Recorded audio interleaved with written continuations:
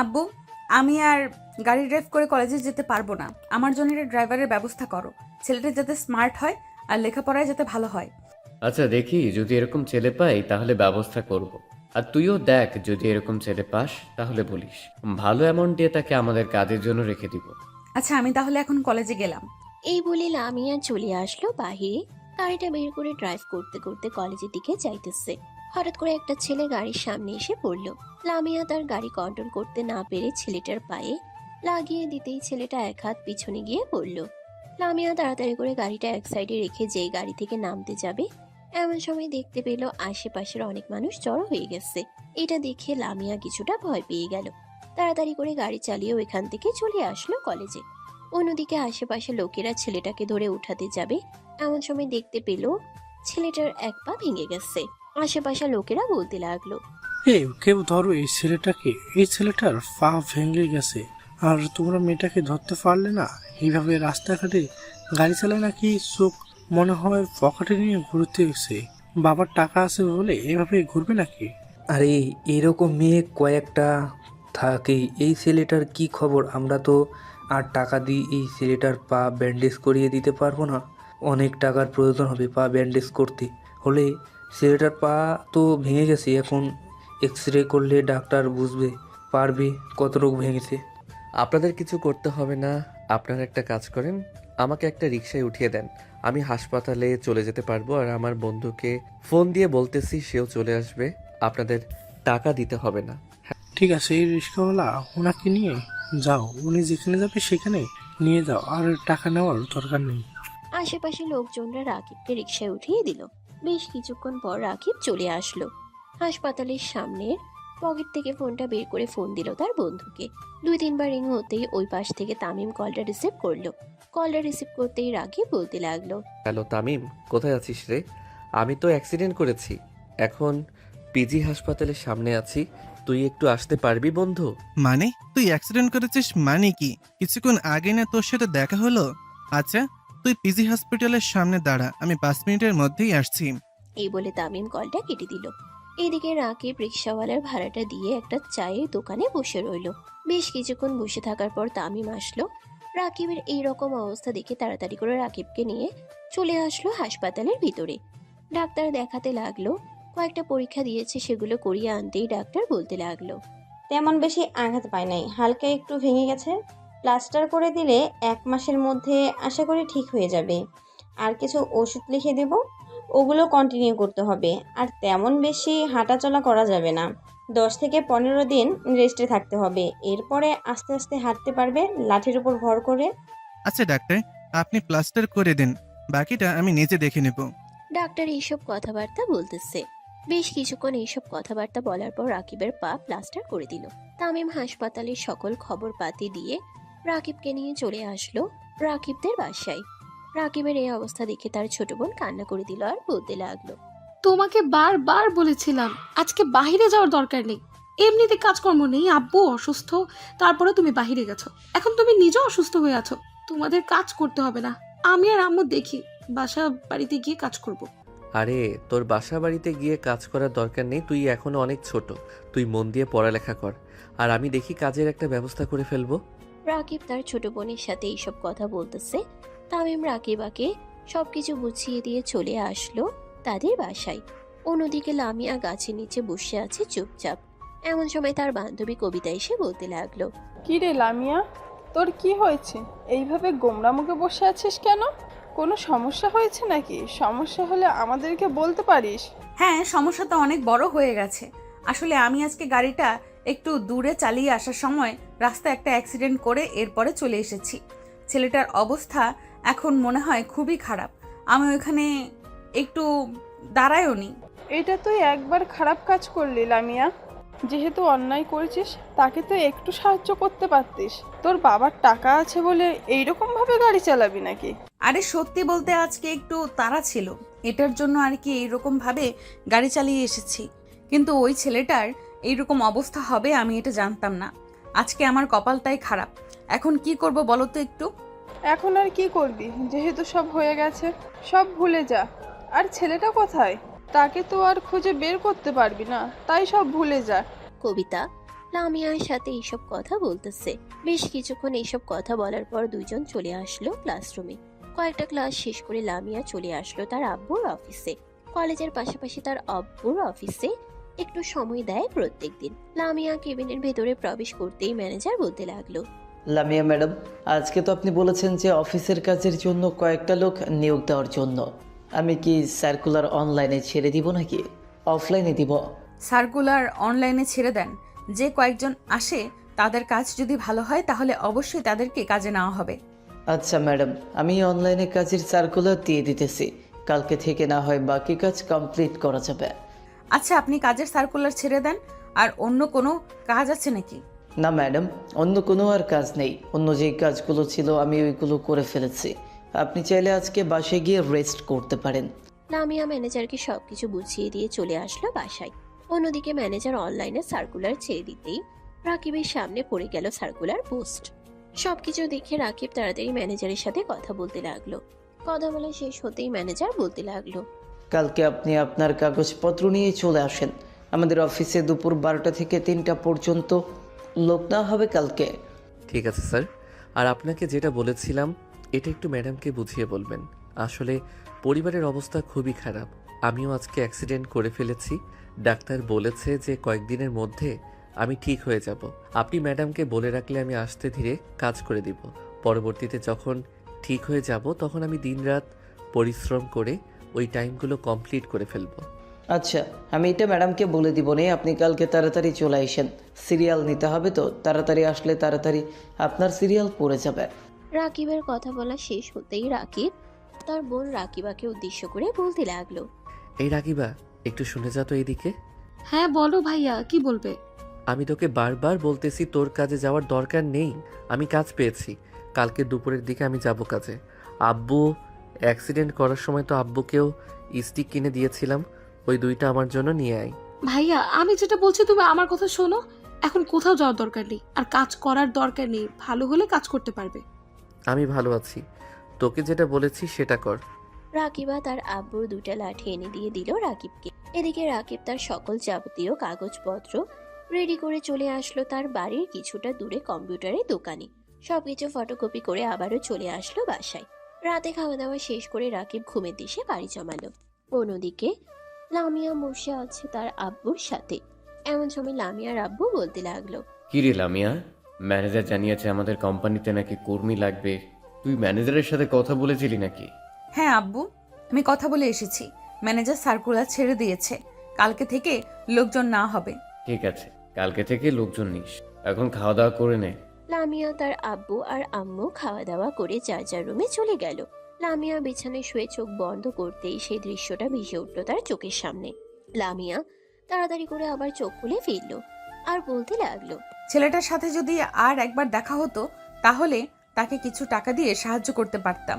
আল্লাহ ছাড়া আর কেউ জানে না তার সাথে আবার দেখা হবে নাকি দেখা হবে না। যাই হোক, এখন ঘুমাই, কালকে আবার অনেক কাজ আছে। এই বলে লামিয়াও ঘুমের দেশে বাড়ি জমালো। পরের দিন ঘুম থেকে উঠে ফ্রেশ হয়ে খাওয়া দাওয়া করে লামিয়া চলে গেল কলেজে। অন্যদিকে রাকিব তার সকল কিছু ব্যবস্থা করে দিয়ে চলে আসলো সেই অফিসে। ঘড়ির দিকে তাকিয়ে দেখে 11:25 বাজে। রাকিবকে দেখে ম্যানেজার বলতে লাগলো, কালকে কি তোমার সাথেই আমার কথা হয়েছিল? জি স্যার, কালকে আমার সাথেই আপনার কথা হয়েছে। এই যে দেখেন আমার সকল কাগজপত্র। ম্যানেজার সকল কাগজপত্র দেখে বলতে লাগলো, কাগজপত্র তো সব কিছু ঠিকঠাক আছে। আমাদের অফিসে যে কাজগুলো আছে এই কাজগুলো করতে পারবে তো তুমি? ঠিক মতো যদি কাজ না করতে পারো তাহলে কিন্তু ম্যাডাম তোমাকে বিদায় করে দিবে অফিস থেকে। স্যার, আপনি চিন্তা করবেন না। আমি এর আগেও এই রকম কাজ করেছি। আমি এরকম কাজ করতে পারবো, আপনি একদম নিশ্চিন্তে থাকেন। রাকিব ম্যানেজারের সাথে এসব কথা বলতেছে বেশ কিছুক্ষণ। এইসব কথা বলে ওইখানে বসে রইল। দুপুর 12:15 সময় লামিয়া অফিসের ভিতরে প্রবেশ করলো। ম্যানেজার তাড়াতাড়ি করে চলে আসলো লামিয়ার কাছে। লামিয়াকে উদ্দেশ্য করে বলতে লাগলো, লামিয়া ম্যাডাম, কয়েকজন লোক এসেছে। আমি কি এখন পাঠিয়ে দিব নাকি আপনি কিছুক্ষণ রেস্ট করবেন? পাঠিয়ে দাও তাদেরকে, আজকে একটু দেরি হয়ে গেছে। আসলে রাস্তায় জ্যাম ছিল, এটার কারণে। আচ্ছা ম্যাডাম, আমি পাঠিয়ে দিচ্ছি। এই বলে ম্যানেজার বাইরে এসে সর্বপ্রথম রাকিবকে পাঠিয়ে দিল। এইদিকে রাকিব দরজার সামনে এসে লামিয়াকে সালাম দিয়ে বলতে লাগলো, আসসালামু আলাইকুম ম্যাম। ভিতরে আসতে পারি? ওয়ালাইকুম আসসালাম। হ্যাঁ, ভেতরে আসেন। রাকিব লাঠির উপর ভর করে হাঁটতে হাঁটতে চলে আসলো চেয়ারের কাছে। চেয়ারে বসতে যাবে এমন সময় লামিয়া বলতে লাগলো, আপনার তো একটা পা ভাঙা, আপনি কিভাবে কাজ করবেন? ওইরকম মানুষ আমাদের অফিসে নেই না আমরা। আপনি চলে যেতে পারেন। ম্যাডাম, আমার পুরো কথাটা শুনেন। আসলে কালকে অ্যাক্সিডেন্ট হয়েছে তো, তাই আর কি এই রকমভাবে আসতে হয়েছে। আমার পরিবারের অবস্থা খুবই খারাপ। এখন যদি আমি কাজ না করি তাহলে পরিবার না খেয়ে মারা যাবে। কালকে তোমার কোন জায়গায় অ্যাক্সিডেন্ট হয়েছে? আরটি কলেজে যাওয়ার সময় 3 রাস্তার মোড় পরে ওই জায়গায় একটা গাড়ি এসে আমাকে ধাক্কা মেরে ফেলে চলে যায়। গায়ে প্রচণ্ড ব্যথা পেয়েছি। ডাক্তার প্লাস্টার করে দিয়েছে, বলেছে যে 1 মাস ঔষধ নিয়মিত খেতে হবে। আসলে ম্যাডাম, আমি যদি ওষুধ না খাই আর পরিবারকে কিছু না খাওয়াতে পারি তাহলে তো সমস্যা হবে। আপনি বুঝতে পারছেন? প্লিজ ম্যাডাম, আমি আপনার 2টা পায়ে পড়তেছি, আমাকে চাকরিটা দেন। এই বলে রাকিব লামিয়ার পা ধরতে যাবে এমন সময় লামিয়া তার পা সরিয়ে ফেললো আর বলতে লাগলো, আচ্ছা, পা ধরতে হবে না, এখন চেয়ারে বসো আর তোমার কাগজপত্র দাও। আমি কাগজপত্র দেখে এরপরে বলতেছি তোমার স্যালারি কত আর কি চাকরি দেওয়া যায়। রাকিব তার কাগজপত্র লামিয়াকে দিয়ে দিতে লামিয়া বেশ কিছুক্ষণ কাগজপত্রগুলো দেখে বলতে লাগলো, তুমি তো লেখালেখি করতে পারবে তাই না? কে কতটুকু প্রোডাকশন দিয়েছে এগুলো লিখতে পারবে তো? এবং আমাকে প্রত্যেকদিন প্রোডাকশনের হিসাব প্রত্যেকদিন জানাতে হবে। পারবে তো জানাতে? জি ম্যাডাম, প্রত্যেক দিনের হিসাব প্রত্যেক দিন জানাতে পারবো। তাহলে তোমাকে এই কাজটা দেওয়া হলো। আগামী 1 মাসের জন্য যতদিন তোমার পা ভালো হবে না ততদিন তুমি ঘুরে ঘুরে শুধু দেখবে, আর যখন বসার ইচ্ছে হবে তখন বসে থাকতে পারবে। 1 মাস চলে গেলে পরবর্তীতে তোমাকে অন্য একটা কাজ দিয়ে দিব, আর তোমার স্যালারি 25,000 টাকা ধরা হলো। ঠিক আছে ম্যাডাম। লামিয়া এইসব কথাবার্তা বলতেছে। এদিকে রাকিব আরো কিছুক্ষণ কথাবার্তা বলে ওই অফিস থেকে চলে আসলো। তাদের বাসায় আসার সময় 1 কেজি মিষ্টি নিয়ে এসেছে। সবাইকে মিষ্টি খাওয়ানোর পর রাকিব বলতে লাগলো, অনেক পরিশ্রম করার পর চাকরিটা পেলাম। 25,000 টাকা স্যালারি ধরা হয়েছে। এখন থেকে ঠিকমতো কাজ করব, আর তোদেরও কাজ করতে হবে না। রাকিবা, আমি সুস্থ হয়ে নেই, এরপরে আব্বুকে একটা দোকান খুলে দিব। আর তুইও ঠিকমতো পড়ালেখা করতে থাক। তুইও বড় হয়ে গেছিস, তোকেও তো বিয়ে দিতে হবে। রাকিব এসব বলতেছে রাকিবাকে। এদিকে রাকিবের আব্বু বলতে লাগলো, রাকিব, তুই এই ভাঙা পা নিয়ে কেন বাইরে গেলি? তোকে কি বলেছিলাম ভাঙা পা নিয়ে বাইরে যাওয়ার জন্য? আমি তো আছি, আমি তো আর মরে যাইনি, আমি তো কাজ করতে পারবো। তুই কেন গেলি? অনেক তো হয়েছে, কাজ করে খাইয়েছেন, এখন আমাকেও একটা সুযোগ দেন, আমিও কাজ করি। তুই তো সারা জনম করবি, তাই বলে পা ভাঙা নিয়ে এখন কাজ করতে হবে? আমি কালকের থেকে কাজে যাব, তোর কাজে যাওয়ার দরকার নেই। তোমার আর কাজে যেতে হবে না, আমি অফিসে জয়েন করে ফেলেছি। কোনো রকম কয়েকটা দিন এইভাবে চালিয়ে যাও। আমি অফিস থেকে না হয় কিছু টাকা নিয়ে এরপরে বাজার সদাই করব। এই বলে রাকিব চলে আসলো তার রুমে। অন্যদিকে লামিয়া খাওয়া দাওয়া শেষ করে বসে আছে এমন সময় তার আব্বু এসে বলতে লাগলো, কিরে লামিয়া, আজকে অফিসে কয়জন লোক নিয়েছিস? আর ম্যানেজার বলল তুই নাকি একটা পা ভাঙা ছেলেকে চাকরি দিয়েছিস, এটা কি সত্যি? হ্যাঁ আব্বু, এটা সত্যি। এটা আর কারণও আছে। আসলে আমি 2 দিন আগে যখন কলেজে যাচ্ছিলাম তখন ওই ছেলেটা হঠাৎ করে রাস্তায় চলে এসেছিল, আর আমিও ফুল স্পিডে গাড়ি চালাচ্ছিলাম। আমি ছেলেটাকে দেখতে পাই নাই। পরে ছেলেটার সাথে অ্যাক্সিডেন্ট হয়েছে, এমনকি তার পাও ভেঙে গেছে।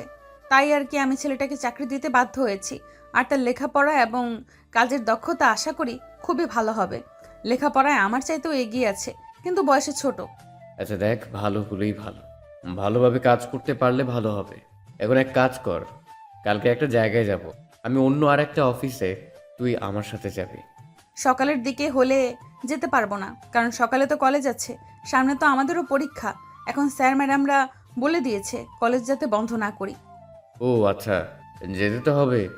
সকালে থাক, তোর যাওয়ার দরকার নেই, আমি একাই যেতে পারবো। লামিয়া খাওয়া দাওয়া করে চলে আসলো তার রুমে। দেখতে দেখতে রাত পার হয়ে গেল। পরের দিন রাকিব অফিসের জন্য রেডি হয়ে চলে আসলো বাহিরে। একটা রিক্সা নিয়ে অফিসে যাইতেছে এমন সময় তামিমের সাথে দেখা হয়ে গেল। তামিম রিক্সাটা দাঁড়া করিয়ে বলতে লাগলো, কিরে শালা, তোকে না ডাক্তার বললো 1 মাস বেড রেস্টে থাকার জন্য, তাহলে তুই থাকিস না কেন? আর এখন কোথায় যাচ্ছিস? কোথায় আর যাব, একটা কাজ পেয়েছি, ওই কাজ করার জন্য যাচ্ছি। পরিবারকে তো চালাতে হবে, আমি বসে থাকলে তো আর পরিবার চলবে না। দেখ বন্ধু, যাই করিস না কেন ঠিক মতন ওষুধগুলো খাস। ওষুধগুলো খাইলে তোর পা আরো তাড়াতাড়ি ভালো হয়ে যাবে। আচ্ছা বন্ধু, এখন তাহলে যাই, দেরি হয়ে যাইতেছে। মামা চলেন তাড়াতাড়ি। রাকিব চলে আসলো অফিসে। ম্যানেজার রাকিবকে সবকিছু বুঝিয়ে দিল। সবকিছু বুঝিয়ে দেওয়ার পর রাকিব আস্তে আস্তে পুরো অফিস ঘুরে ঘুরে দেখতেছে আর একটা খাতায় কত প্রোডাকশন হয়েছে সেগুলো লিখতেছে। বেশ কিছুক্ষণ লেখার পর রাকিব চলে আসলো তার কেবিনে। কিছুক্ষণ রেস্ট করে আবারও ঘুরে ঘুরে কাজগুলো দেখতে লাগলো। এমন সময় দেখতে পেল একজন প্রেগনেন্ট মহিলা দাঁড়িয়ে আছে, কাজ করতে পারতেছে না। এটা দেখে রাকিব বলতে লাগলো, আপনি এখানে একটু বসেন, আমি আপনার কাজটা করে দিতেছি। তোমার তো একটা পা ভাঙা, তুমি কিভাবে কাজ করবে? তোমার কাজ করতে হবে না, আমি আমার কাজ করতে পারবো, তুমি রেস্ট নাও গিয়ে। আসলে 7 মাস চলতেছে তো, তাই আর কি বসে থাকতে পারি না, বসে থাকলে ব্যথা করে। হ্যাঁ, আমিও বুঝতে পারছি। আপনি বসেন, আমি কাজ করতে পারবো। এক পা ভেঙেছে তো কি হয়েছে, আরেক পা তো আছে, ওই পা দিয়ে কাজ করতে পারবো। আর এগুলো কাজ তো এক পা দিয়েই করা যায়, কারণ আমি আগেও করেছি। এই বলে রাকিব বসে বসে কাজ করতে লাগলো। কাজ করতে করতে দুপুর 12:45 বেজে গেল। এদিকে লামিয়া অফিসে এসে রাকিবকে আরেকজনের জায়গায় কাজ করতে দেখে বলতে লাগলো, কি ব্যাপার রাকিব, তুমি ওনার জায়গায় কাজ করতেছো কেন? তোমার কাজ তো এটা না, তোমার কাজ তো অন্যটা। ম্যাডাম, উনি প্রেগনেন্ট, এটার জন্য আর কি আমি ওনার জায়গায় একটু কাজ করছিলাম, ওনাকে একটু রেস্ট করতে দিয়েছিলাম। আপনি তো বুঝতেই পারছেন প্রেগনেন্ট মহিলাদের কি রকম কষ্ট হয় কাজ করতে। বাবা, তুমি এখন উঠে যাও, আমি কাজ করতে পারবো। তোমাকে আর কিছু করতে হবে না, অনেক করেছো। 2-3 ঘন্টা হয়ে গেছে, আমি রেস্ট করতেছি। এখন তুমি যাও, আমি কাজ করতে পারবো। রাকিব উঠে পড়ল। এদিকে মহিলা আবারও তার কাজ শুরু করে দিল। রাকিব ঘুরে ঘুরে বাকি প্রোডাকশনগুলো লিখে চলে আসলো লামিয়ার রুমে। লামিয়াকে সকল হিসাব দেওয়ার পর রাকিব যেই চলে আসতে যাবে এমন সময় লামিয়া বলতে লাগলো, রাকিব এখানে বসো, তোমার সাথে আমার কিছু কথা আছে, কথাগুলো অনেক গুরুত্বপূর্ণ। রাকিব আবারও চেয়ারে এসে বসে পড়ল। লামিয়া বলতে লাগলো, এই নাও, এখানে কিছু টাকা আছে, এই টাকাগুলো দিয়ে তুমি ওষুধ খাবে। আমাদের অফিসে যে কেউ অসুস্থ থাকুক না কেন, তাকে আমরা টাকা দিয়ে সাহায্য করি, আর অন্য কিছু তো আর করতে পারবো না, তাই এটা দিয়ে সাহায্য করতে হয়। ম্যাডাম, আমার আপাতত টাকা লাগবে না, আর আমার কাছে এখন টাকা আছে। যদি আমার টাকার প্রয়োজন হয় তাহলে আমি আপনাকে বলবো। আপনি আমার মাসের বেতন থেকে অল্প কিছু টাকা না হয় দিবেন। দেখো, এটা আমি তোমাকে ইচ্ছে করে দিতেছি, আর এটা প্রত্যেকের পাওয়ার কর্তব্য। তুমি বাহিরে অ্যাক্সিডেন্ট হয়েছো তো কি হয়েছে, এখন থেকে তো আমার অফিসের কর্মচারী, তুমি আমার দেখার দায়িত্ব আছে। তুমি এই টাকাটা রাখো। রাকিব চুপচাপ টাকাগুলো নিয়ে তার পকেটে রেখে দিল। সারাদিন কাজ করে সন্ধ্যায় বাড়িতে ফিরল রাকিব। ফ্রেশ হয়ে বসে আছে এমন সময় রুমে রাকিবা আসলো। চুপচাপ দাঁড়িয়ে আছে রাকিবের সামনে। রাকিব বুঝতে পারলো হয়তো কিছু লাগবে রাকিবার। রাকিব বলতে লাগলো, কি লাগবে? কিছু লাগবে না, এমনিতেই দাঁড়িয়ে আছি। এই নে, এখানে কিছু টাকা আছে, তোর যতটা প্রয়োজন তুই ততটা রেখে বাকিটা আব্বুর হাতে দিয়ে দিস, আর বলিস বাজার করে আনার জন্য। তুমি কোথা থেকে টাকা পেয়েছো ভাইয়া? মাত্র 1 দিন হয়েছে অফিসে জয়েন করেছো, আর তুমি টাকা পেয়ে গেছো? এটা বস আমাকে দিয়েছে। আমি প্রথমে মানা করেছিলাম নিব না, তারপরেও বস জোর করে দিয়ে দিয়েছে, তাই আর কি নিয়ে এসেছি। তোর যতটা লাগবে ততটা রেখে বাকিটা তুই আব্বুর হাতে দিয়ে দিস কিন্তু। আর এই রকম পোশাক পরেছিস কেন? ঘরে কি আর পোশাক নেই? আছে, ওইগুলো এখন পরবো না, পরে পরবো, যখন কোথাও বেড়াতে যাব বা কলেজে যাব তখন।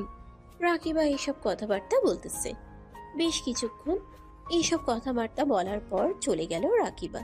রাতে খাওয়া দাওয়া শেষ করে রাকিব বসে আছে এমন সময় তার আম্মু বলতে লাগলো, কিরে রাকিব, অফিসের কাজ কেমন চলতেছে? ঠিক মতো করতে পারতেছিস তো, নাকি তোর ম্যাডাম আবার বকাবকি করে? হ্যাঁ আম্মু, অফিসের কাজ ভালোভাবে চলতেছে, আর ম্যাডাম তো খুবই ভালো, আমাকে একবারও বকাবকি করে নাই। আমার এই অবস্থা দেখে আরও ভালো একটা চাকরি দিয়েছে। সারাদিন বসে বসে শুধু লেখালেখি করি, আর অন্য কিছু করতে হয় না। ও আচ্ছা, বেশ ভালোই হয়েছে। আর তুই ঠিকমতো ওষুধপত্র খাস তো? তোর কাছে টাকা আছে? শুনলাম তুই নাকি তোর সব টাকা দিয়ে দিয়েছিস তোর আব্বুর কাছে।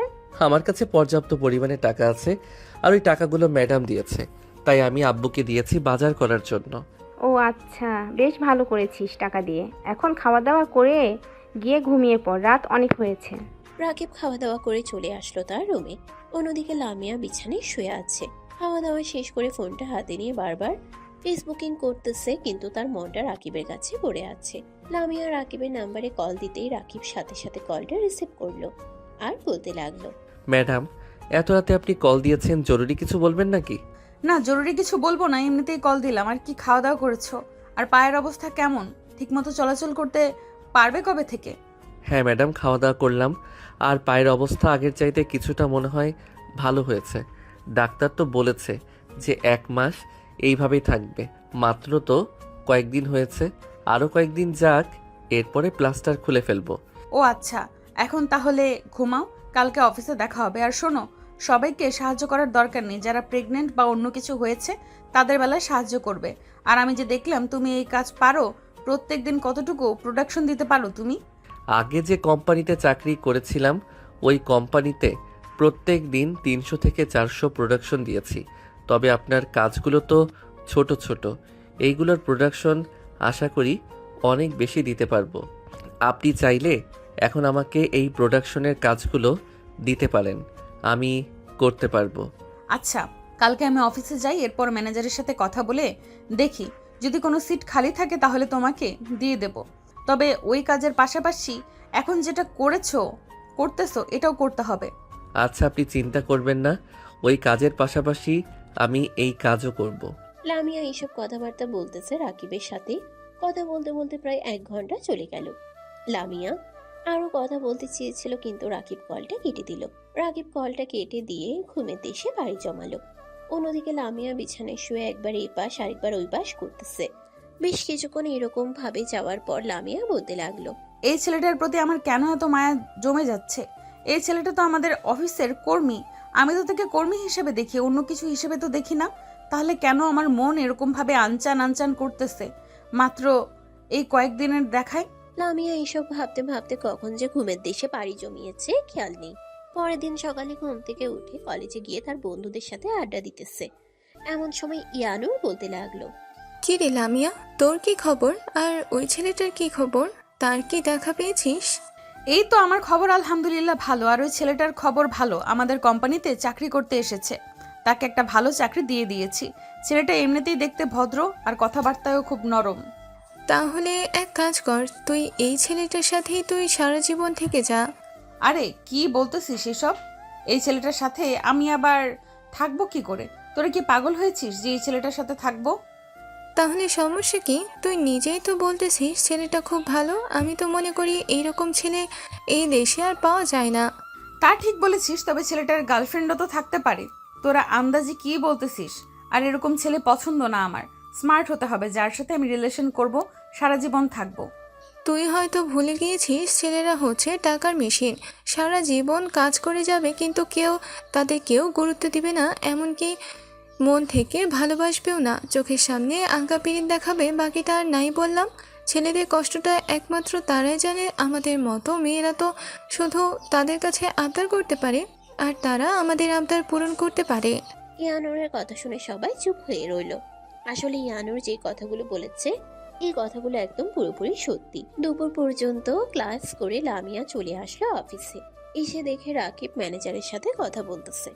ম্যানেজার লামিয়াকে দেখে চলে আসলো লামিয়ার কেবিনে।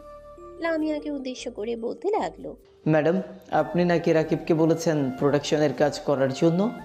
রাকিব তো আমাকে সেই সকাল থেকে বলতেছে তাকে প্রোডাকশনের কাজটা দেওয়ার জন্য। আমি তো দিতেছি না, কারণ আপনি অনুমতি না দিলে তো আমি তাকে কাজটা দিতে পারবো না। তাকে তো কাজটা দেওয়ার প্রয়োজন ছিল, দেখতেন আপনি সে কতটুকু প্রোডাকশন দিতে পারে। সে নাকি আগেও এরকম কাজ করেছে, তাহলে আশা করি তো ভালো প্রোডাকশন দিতে পারবে। আমাদের তো প্রোডাকশনের দরকার।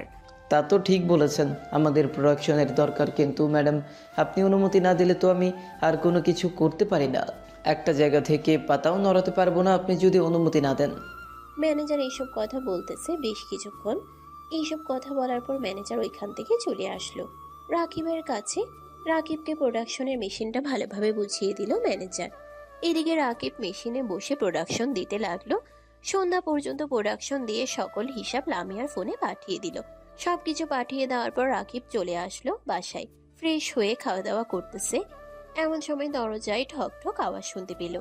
রাকিবা গিয়ে দরজা খুলে দিতেই দেখতে পেল তামিম দাঁড়িয়ে আছে। তামিমকে দেখে রাকিবা ভিতরে নিয়ে আসলো। এদিকে তামিম রাকিবকে উদ্দেশ্য করে বলতে লাগলো, কিরে রাকিব, তোর কাজের অবস্থা কেমন? এখন ঠিক মতন কাজ করছিস তো? আর অফিসে কোনো সমস্যা হয় নাই তো? অফিসের সমস্যা হবে কিভাবে? অফিসের সমস্যা কোথাও নেই। আমি একসাথে দুইটা কাজ করি। প্রথমে প্রোডাকশন দেই, এরপরে সকল প্রোডাকশন লিখে ম্যাডামের কাছে পাঠিয়ে দেই। পরে আমি বাসায় আসছি। বাহ, তুই তো অনেক বড় চাকরিওয়ালা হয়ে গেছিস। যাই হোক, শুক্রবারে তোর কাজ আছে নাকি? কাজ না থাকলে একটু আমার সাথে ঘুরতে যেতে পারবি? আমার তো পা ভালো না, তাহলে আমি তোর সাথে কিভাবে ঘুরতে যেতে পারবো? তোরাই যা, আমার এখন ঘোরার সময় হবে না রে। পায়ের অবস্থা দেখতেই পাচ্ছিস। আচ্ছা, তাহলে আমরাই যাই। রাকিব, তোমার পড়ালেখার অবস্থা কেমন? ঠিকঠাক মতন পড়ালেখা করছো তো? জি ভাইয়া, ঠিক মতো পড়ালেখা করছি। আচ্ছা রাকিব, আমি তাহলে আজকে যাই রে, অন্যদিন আবার আসবো। আর তোর সাথে জরুরি কিছু কথা আছে, ঘুরে এসে এরপর তোর সাথে না হয় কথাগুলো বলবো। তামিম চলে গেল। এদিকে রাকিব তার রুমে এসে বিছানা গুছিয়ে শুয়ে পড়ল। কখন যে ঘুমিয়ে গেছে খেয়াল নেই। হঠাৎ ফোন কলের শব্দে রাকিবের ঘুম ভেঙে গেল। ফোনের স্ক্রিনে তাকিয়ে দেখে রাত 2:15 বাজে। এমন সময় লামিয়া কল দিয়েছে। কলটা রিসিভ করতেই ওই পাশ থেকে লামিয়া বলতে লাগলো, রাকিব, তুমি কি ঘুমিয়ে গিয়েছিলে? জি ম্যাডাম, ঘুমিয়ে গিয়েছিলাম। হঠাৎ আপনি এত রাতে কল দিয়েছেন, জরুরি কিছু কথা আছে নাকি? রাত প্রায় 2টা বেজে গেছে, আপনি এখন কল দিলেন? আসলে এমনিতেই কল দিলাম। আর আজকের কত প্রোডাকশন হয়েছে এটা কি তুমি আমাকে পাঠিয়েছিলে? জি ম্যাডাম, পাঠিয়ে দিয়েছিলাম তো। আপনি দেখেন নাই মনে হয় এখনো? আপনি হোয়াটসঅ্যাপে ঢুকে দেখেন, আপনাকে সব প্রোডাকশনের লিস্ট পাঠিয়ে দিয়েছি। ও আচ্ছা, বেশ ভালো কাজ করেছো। আচ্ছা তাহলে তুমি ঘুমাও। রাকিব ফোনটা কেটে দিয়ে ঘুমের দেশে বাড়ি জমালো। এদিকে লামিয়া চুপচাপ বসে আছে তার রুমে। এমন সময় তার রুমের ভিতরে প্রবেশ করলো তার আম্মু। লামিয়াকে বসে থাকতে দেখে লামিয়ার আম্মু বলতে লাগলো, কিরে লামিয়া, রাত প্রায় 2টা বাজে, তুই এখন কার সাথে কথা বললি? আর ঘুমাস নাই কেন? আম্মু, ভালো লাগতেছে না, তাই আর কি ঘুম আসে নাই। আর ফোন দিয়েছিলাম আমাদের অফিসের এক কর্মীকে, জিজ্ঞেস করেছিলাম আজকে প্রোডাকশন লিস্ট পাঠিয়েছিল কিনা। ও আচ্ছা, ঘুমিয়ে থাক, কালকে সকালে তো আবার যাবি কলেজে। আজকে আর কলেজে যাব না, এখন ঘুমাই। কালকে বাসায় থাকবো অথবা অফিসে যাব ঘুম থেকে উঠে। তুমিও গিয়ে ঘুমিয়ে পড়ো। লামিয়ার আম্মু চলে গেল। এইদিকে লামিয়া বিছানায় শুয়ে পড়তেই কখন যে ঘুমিয়ে গেছে খেয়াল নেই। অন্যদিকে রাকিব সে কখন ঘুমিয়ে গেছে। পরের দিন সকাল 8টায় ঘুম থেকে উঠে ফ্রেশ হয়ে খাওয়া দাওয়া করে চলে আসলো অফিসে। এসে দেখে লামিয়া আজকে তাড়াতাড়ি চলে এসেছে। রাকিবকে দেরিতে আসতে দেখে লামিয়া বলতে লাগলো, কি ব্যাপার রাকিব, আজকে তোমার এত দেরি হয়েছে কেন আসতে? আসলে ম্যাডাম, কালকে রাতে আপনি ফোন দেওয়ার পর অনেকক্ষণ জেগেছিলাম, পরে কখন ঘুমিয়ে গেছি খেয়াল নেই। ঘুম থেকে উঠে দেখি 8টা বাজে, তখন ফ্রেশ হয়ে খাওয়া দাওয়া করে এরপরে আসলাম। আবার রাস্তায় আজকে জ্যাম, এটার জন্য দেরি হয়ে গেছে। ও আচ্ছা, যাও কাজ করো তাহলে। রাকিব চলে আসলো তার সেই মেশিনে বসে বসে কাজ করতে লাগলো। বেশ কিছুক্ষণ কাজ করার পর রাকিব চলে আসলো ক্যান্টিনে। হালকা পাতলা খাওয়া দাওয়া করে আবারও কাজে লেগে পড়লো। এদিকে লামিয়া বারবার রাকিবের দিকে তাকাচ্ছে। রাকিব দেখতে পারতেছে না, কারণ সে তার কাজ করতেছে। লামিয়া মনে মনে বলতে লাগলো, হঠাৎ আমার কি হয়েছে, এরকম লাগতেছে কেন? আমার রাকিবের সাথে কথা না বললে কেমন যেন শান্তি লাগে না। লামিয়া মনে মনে এসব চিন্তা ভাবনা করতেছে। এমন সময় তার কেবিনের ভিতরে প্রবেশ করলো ম্যানেজার।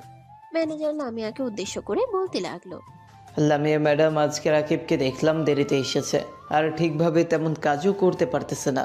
মনে হয় তার পায়ে হয়তো ব্যথা করতেছে। আপনি তাকে কিছু বলেন না কেন? আচ্ছা, আমি তাকে জিজ্ঞেস করতেছি, বেশি সমস্যা হলে সে কাজ করবে না। তাকে যেই কাজ প্রথমে দিয়েছিলাম সেটাই করুক। হ্যাঁ ম্যাডাম, আপনি গিয়ে তাকে বলেন, আপনি বললে অবশ্যই সে মানবে। লামিয়া তার কেবিন থেকে উঠে চলে আসলো রাকিবের কাছে। রাকিবকে উদ্দেশ্য করে বলতে লাগলো, রাকিব, তোমার সমস্যা হলে তুমি এই কাজ করো না। আগে তুমি সুস্থ হও, এরপরে এই কাজ করতে পারবে। ম্যাডাম, আমি সুস্থ হয়ে আছি। আসলে হুট করে কয়েকদিন ধরে কাজ করতেছি তো, আর অনেক দিন ধরে তো এই কাজ বন্ধ ছিল, করি নাই, তার জন্য আর কি পাটা জিম ধরে যায় বারবার। ও আচ্ছা, তবে আস্তে ধীরে কাজ করো, এত প্রোডাকশনের দরকার নেই। যতটুকু পারবে ততটুকু প্রোডাকশন দিবে। সুস্থ হলে আশা করি তুমি পুরোপুরিভাবে প্রোডাকশন দিতে পারবে। জি ম্যাডাম, আজকে তো প্রায় অনেক দিন হয়ে গেছে। আমি দেখি কালকে একটু হাসপাতালে যাব, ডাক্তারের সাথে কথা বলে দেখব ডাক্তার কি বলে। কোন হসপিটালে যাবে আমাকে বলো, আমি না হয় তোমাকে নিয়ে যাব। আপনার যেতে হবে না, আপনি অফিসের বস, আপনি যাবেন কেন? আপনি গেলে তো মান সম্মান থাকবে না আপনার। মান সম্মান থাকবে নাকি থাকবে না এটা তোমার চিন্তা করতে হবে না। আমি আমার মান সম্মান রক্ষা করব। চলো আজকে তোমাকে নিয়ে যাই। এই বলে লামিয়া জোরাজুরি করে রাকিবকে নিয়ে চলে আসলো পিজি হাসপাতালে। ডাক্তার রাকিবকে দেখে বলতে লাগলো, এই নাও, এই পরীক্ষাগুলো করিয়ে নাও, এরপরে দেখছি তোমার পায়ের কি অবস্থা। আশা করি এতদিনে তোমার পা একদম ঠিকঠাক হয়ে যাবে। রাকিব আর লামিয়া দুজনে মিলে পরীক্ষাগুলো করিয়ে বসে রইলো। প্রায় 1 ঘন্টা পর রিপোর্ট আসতেই ডাক্তারকে দেখাতে লাগলো। ডাক্তার রিপোর্টগুলো দেখে বলতে লাগলো, রাকিব, তুমি চাইলে তোমার প্লাস্টার এখন খুলে ফেলতে পারবে। আর যদি মনে করো আজকে খুলবে না, তাহলে আরো 2-3 দিন রাখতে পারো। আজকেই খুলে ফেলেন, অনেক চুলকায়, ভিতরে চুলকাতেই পারি না। ডাক্তার আস্তে আস্তে করে রাকিবের প্লাস্টার খুলে ফেললো। প্লাস্টার খুলে কি যেন একটা মলম লাগিয়ে রাকিবের পাটা ভালো করে মালিশ করে দিয়ে আরো কি জানি করতে লাগলো। বেশ কিছুক্ষণ পর রাকিব ভালোভাবে হাঁটাহাঁটি করতে পারতেছে। ডাক্তার আরো কিছু ঔষধ দিয়ে দিল। রাকিব লামিয়াকে উদ্দেশ্য করে বলতে লাগলো, ম্যাডাম, এখন তো আমি পুরোপুরি সুস্থ আছি, এখন তো আর আমার কোনো সমস্যা হবে না। আমাকে তো দেখতেই পারতেছেন আপনি এখন। হ্যাঁ, এখন তো আর তোমার কোনো সমস্যা হবে না। তারপরও সমস্যা না হলে তো ভালো, আর সমস্যা হলে তো আবার আসতে হবে ডাক্তারের কাছে। যে ওষুধগুলো লিখে দিয়েছি ওই ওষুধগুলো কিনে দিতেছি, ঠিক মতো খাওয়া দাওয়া করো আর ওষুধগুলো ঠিক মতো খাও।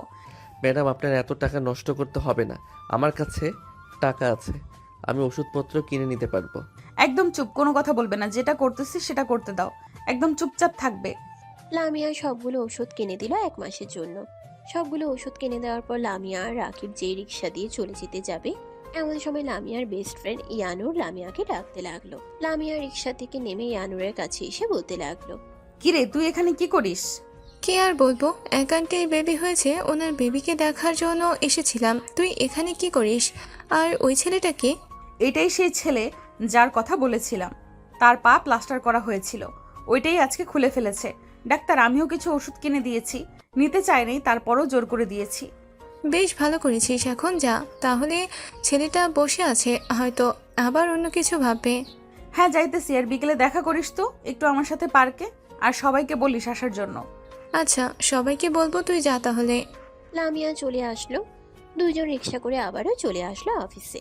সারাদিন কাজ করতে করতে সন্ধ্যা হয়ে আসলো। সন্ধ্যায় রাকিব বাড়ির দিকে যাইতেছে, এমন সময় লামিয়া রাকিবকে উদ্দেশ্য করে বলতে লাগলো, রাকিব গাড়িতে বসো, তোমাকে পৌঁছে দিয়ে আসে তোমাদের বাসার সামনে। না ম্যাডাম, আপনি যান, আমি যেতে পারবো, আমার যেতে কোনো সমস্যা হবে না। রাকিব এই বলে হাঁটা শুরু করলো। এদিকে লামিয়া আর রাকিবকে কিছু না বলে সোজা চলে আসলো তাদের বাসায়। কলিং বেলে চাপ দিতেই লামিয়ার আম্মু এসে দরজা খুলে দিল। লামিয়াকে দেখে বলতে লাগলো, লামিয়া, তোকে আমি ফোন দিয়ে কি বলে দিয়েছিলাম নিয়ে আসার জন্য, তুই নিয়ে এসেছিস। ও সরি আম্মু, আসলে আমার মনে ছিল না তোমার ওই কথা। আব্বু তো বাহিরে আছে, আব্বুকে ফোন দিয়ে বলে দাও, আব্বু নিয়ে আসবে আসার সময়।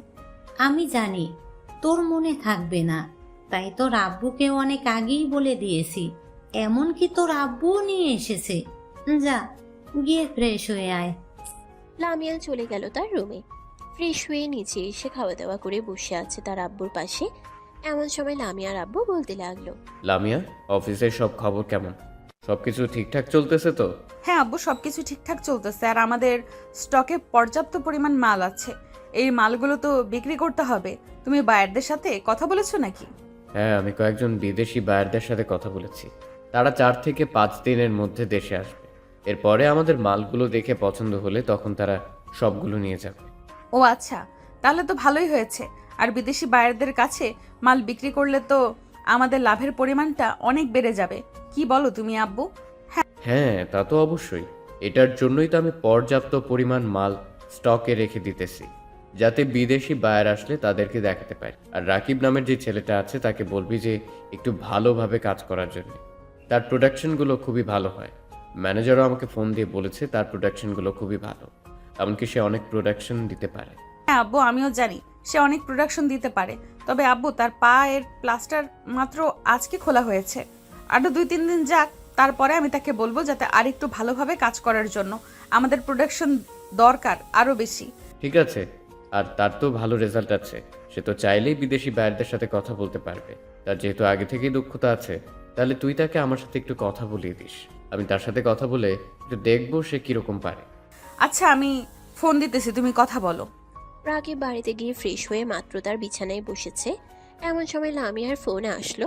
কলটা রিসিভ করতেই ওই পাশ থেকে লামিয়ার আব্বু বলতে লাগলো, হ্যালো রাকিব, আমি লামিয়ার আব্বু বলতেছি, তোমার অফিসের বর্তমান এমডি। আসসালামু আলাইকুম স্যার, ভালো আছেন?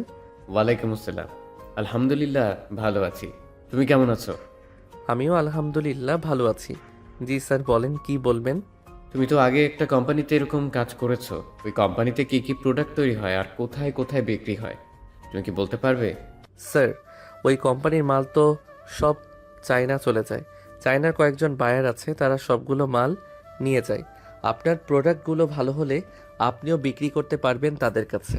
আমি তো ওই অফিসে অনেক বছর ধরে কাজ করছিলাম, পরে ছেড়ে দিয়েছি। ওদের ফোন নাম্বার আছে, ওদের সাথে কন্ট্যাক্ট করা যাবে। আচ্ছা, কালকে আমি সরাসরি তোমার সাথে কথা বলবো অফিসে এসে। এভাবে ফোনে কথা বলা ঠিক হবে না, সরাসরি কথা বললে তুমিও বিষয়টা বুঝবে, আমিও বিষয়টা বুঝবো। ঠিক আছে স্যার। লামিয়ার আব্বু ফোনটা কেটে দিল। এদিকে রাকিব খাবার খাওয়ার জন্য চলে আসলো টেবিলে। এমন সময় রাকিব এসে রাকিবকে জড়িয়ে ধরলো আর বলতে লাগলো, ভাইয়া এই দেখো, আমি আজকে পুরস্কার পেয়েছি। প্রিন্সিপাল স্যার নিজের হাতে আমাকে পুরস্কার দিয়েছে। আমার পড়ালেখা খুবই ভালো দেখে প্রিন্সিপাল স্যার বলেছে যে এখন থেকে আর বেতন দিতে হবে না, ফ্রিতে পড়তে পারবো। এমনকি কোচিং অন্যান্য যাবতীয় খরচ কলেজ থেকে দেওয়া হবে। তাহলে তো ভালোই হয়েছে, তোর আর তেমন বেশি খরচ হবে না। যে টাকা দিব ওই টাকা দিয়ে তুই খাবি আর জমিয়ে রাখবি। ঠিক আছে ভাইয়া। রাকিব খাওয়া দাওয়া শেষ করে তার রুমে এসে বিছানায় শুয়ে শুয়ে ফোন টিপতেছে। এমন সময় তার ফোনটা আবারও বেজে উঠল। তাকিয়ে দেখে লামিয়া কল দিয়েছে। কলটা রিসিভ করতেই ওই পাশ থেকে লামিয়া বলতে লাগলো, রাকিব কি করো, খাওয়া দাওয়া করেছো? এই তো ম্যাডাম শুয়ে আছি। আর হ্যাঁ, মাত্র খাওয়া দাওয়া করে আসলাম। ও আচ্ছা, কালকে তো আব্বু অফিসে যাবে, তোমার সাথে কথা বলবে, তুমিও আব্বুর সাথে ভালোভাবে কথা বলবে কিন্তু। জি ম্যাডাম, অবশ্যই কথা বলবো। আমার পক্ষে যতটুকু সম্ভব আমি আপনাদের অফিসের জন্য ততটুকু করব। হ্যাঁ, আমিও এটাই চাই, তুমি আমাদের অফিসের জন্য কিছু করো। বেশি কিছু করতে হবে না, তুমি তোমার মেধাটুকু এবং ওই অফিস থেকে যা কিছু শিখে এসেছো তাই কাজে লাগাও। আশা করি বেশ ভালোভাবে চলতে পারবে, এমনকি আমাদের অফিসও ভালোভাবে চালাতে পারবে তুমি। সামনে তো তোমাকে দায়িত্ব দিয়ে দিব। মানে বুঝলাম না ম্যাডাম, সামনে আমাকে দায়িত্ব দিবেন মানে? কিছু না, আচ্ছা তুমি ঘুমাও এখন, কালকে দেখা হচ্ছে তোমার সাথে। এই বলে লামিয়া কলটা কেটে দিল। লামিয়া কলটা কেটে দিতেই লামিয়ার ফোনটা বেজে উঠল। তাকিয়ে দেখে ইয়ানুর কল দিয়েছে। কলটা রিসিভ করতেই ওই পাশ থেকে ইয়ানুর বলতে লাগলো, লামিয়া, তোদের অফিসে কি চাকরি হবে রে? আমাকে যে কোনো একটা পোস্টে চাকরি দে। তুই তো জানিস আমাদের গার্মেন্টস অফিস এখানে তৈরি করা হয়। তুই যদি এইসব কাজ করতে পারিস তাহলে তোকে কাজ দিতে পারবো, এছাড়া তো আর কোনো কাজ নেই। আরে একটা হলেই হবে, যে কোনো কাজ। পড়ালেখা আর করতে ইচ্ছে করে না, পরিবারও বলতেছে বিয়ে দিয়ে দিবে। এখন চিন্তা ভাবনা করেছি যে নিজের কিছুটা অর্থ থাকলে আমার জন্য বেশি ভালো হবে। তুই কি বলিস? হ্যাঁ, প্রত্যেকটা মেয়ের নিজের কিছু অর্থ থাকা প্রয়োজন। নিজের কিছু অর্থ থাকলে পরের বাড়িতে গিয়ে যখন প্রয়োজন হবে তখন তা খরচ করতে পারবে। তো নিজের জামাই যদি নাও দেয় তাহলেও খরচ করতে পারবি তুই তোর টাকা। এটার জন্যই চাচ্ছিলাম একটা কাজ। কালকে কি তোদের অফিসে আসবো?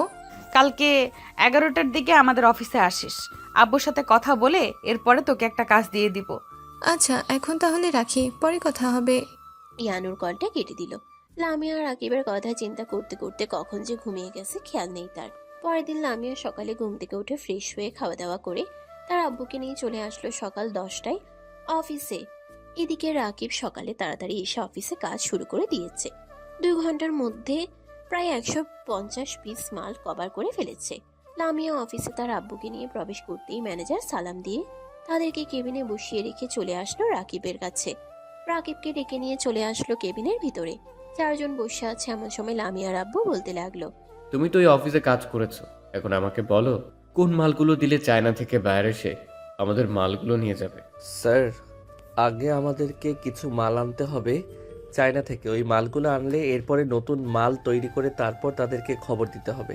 আমার কাছে কয়েকটা ভিডিও আছে, এই ভিডিওগুলো আমি আপনার ফোনে পাঠিয়ে দিতেছি, আপনি দেখেন। এইরকম মালগুলো আনতে হবে, এইরকম মালগুলো আনলে এরপরে চায়নার বাইরেদের কাছে আমরা মাল বিক্রি করতে পারবো। আচ্ছা, তুমি ভিডিওগুলো পাঠাও। আর লামিয়া, তুই একটু অফিসটা ঘুরে ঘুরে দেখ সবকিছু ঠিকঠাক ভাবে চলতেছে নাকি কারো কোনো সমস্যা আছে নাকি। রাকিব, তুমি ভিডিওগুলো পাঠিয়ে আমার সাথে আসো। রাকিব লামিয়ার আব্বুকে ভিডিওগুলো পাঠিয়ে দিয়ে লামিয়ার সাথে পুরো অফিস ঘুরে ঘুরে দেখতে লাগলো। বেশ কিছুক্ষণ ঘোরাঘুরি করে দেখিয়ে এসে লামিয়াকে উদ্দেশ্য করে বলতে লাগলো, আপনি আপনার আব্বুর সাথে কথাবার্তা বলে এরপর আমাকে জানায়েন কি করবেন আপনারা। আমি এখন গিয়ে কাজ করি, মাত্র 155টা মাল দিয়েছি, আরও অনেক রয়েছে। আচ্ছা তুমি গিয়ে কাজ করো, আর একটা মেয়ে আসবে, তাকে একটা মেশিন দিতে হবে। আশেপাশে কোনো সিট খালি আছে নাকি? হ্যাঁ, ওই যে একটা মহিলা প্রেগনেন্ট ছিল না, উনি চাকরি ছেড়ে দিয়েছে। ওনার বেবি হওয়ার কয়েক মাস পর নাকি আবার চাকরিতে জয়েন করবে। সেই মেশিনটা দিতে পারবেন আপনি তাকে? আচ্ছা তাকে মেশিন দিয়ে দিলে তুমি কাজগুলো শিখিয়ে দিও, কিভাবে কি করতে হবে। সে তো নতুন, আর আগে কখনো এরকম কাজ করে নাই। ও আচ্ছা, ঠিক আছে, আমি কাজ শিখিয়ে দিব, চিন্তা করবেন না। লামিয়া এইসব কথা বলতেছে। বেশ কিছুক্ষণ এইসব কথা বলার পর ওইখান থেকে চলে আসলো তার কেবিনে। এসে দেখে তার আব্বু কার সাথে যেন কথা বলতেছে। কথা বলা শেষ করে লামিয়ার আব্বু লামিয়াকে উদ্দেশ্য করে বলতে লাগলো, লামিয়া, আমি মাল অর্ডার দিয়ে দিচ্ছি। আগামী 1 মাসের মধ্যে সকল মাল চলে আসবে। মালগুলো চলে আসলে এরপরে রাকিবকে বলবি কাজে লাগিয়ে দেওয়ার জন্য। আচ্ছা আব্বু, আমি রাকিবকে বলে দিব, তুমি একদম নিশ্চিন্তে থাকো। লামিয়ার আব্বু লামিয়ার সাথে আরো কিছুক্ষণ কথা বলে ওইখান থেকে চলে আসলো বাহিরে। এদিকে লামিয়া তার কেবিনে বসে আছে। এমন সময় তার কেবিনের ভিতরে প্রবেশ করলো ইয়ানুর। লামিয়া ইয়ানুরকে দেখে বলতে লাগলো, তুই ঠিক টাইমে চলে এসেছিস, ভালোই হয়েছে। চল তোকে তোর মেশিন দেখিয়ে দিয়ে আসি, আর রাকিব তোকে শিখিয়ে দিবে কিভাবে চালাতে হয়। তবে একটা কথা, রাকিবের সাথে বেশি কথা বলবি না। রাকিবকে আমার ভালো লেগে গেছে। আমার আব্বু আম্মুকে বলে এরপরে রাকিবদের বাসায় পাঠাবো। আমাকে এতটাও খারাপ ভাবিস না যে তোর জিনিস আমি নিয়ে যাব। তোর জিনিস তোর কাছেই থাকবে, আমার নেওয়ার দরকার পড়বে না। খারাপের জন্য বলতেছি না, আসলে আমার জিনিস তো, তাই আর কি একটু ভয় হয় যদি কেউ নিয়ে যায়। হ্যাঁ, ভয় হওয়াটা স্বাভাবিক। এখন চল মেশিন দেখিয়ে দিয়ে আয় আমাকে। লামিয়া এইসব কথা বলতেছে বেশ কিছুক্ষণ।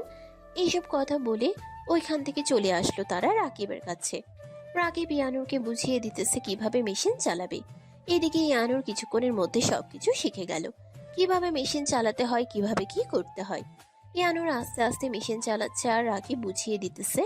বেশ কিছুক্ষণ বুঝিয়ে দেওয়ার পর রাকিব চলে আসলো তার মেশিনের কাছে। দেখতে দেখতে দুপুর হয়ে আসলো। দুপুর পর্যন্ত কাজ করে রাকিব চলে আসলো ক্যান্টিনে। খাওয়া দাওয়া শেষ করে লামিয়ার কেবিনের সামনে দিয়ে যাইতেছে। এমন সময় লামিয়া বলতে লাগলো, এই রাকিব, একটু এদিকে আসো। হ্যাঁ ম্যাডাম, বলেন। রাকিব, তোমার সাথে আমার কাছে জরুরি কথা আছে। এই কথাগুলো এখন না বললে পরবর্তীতে আর কখনোই বলতে পারবো না। জি ম্যাডাম, বলেন, কি কথা বলবেন? রাকিব, তোমাকে কয়েকদিনের ভেতরে আমি অনেক ভালোবেসে ফেলেছি। আমি তোমাকে ছাড়া বাঁচতে পারবো না। ম্যাডাম, এইসব কথা মাথা থেকে ঝেড়ে ফেলেন।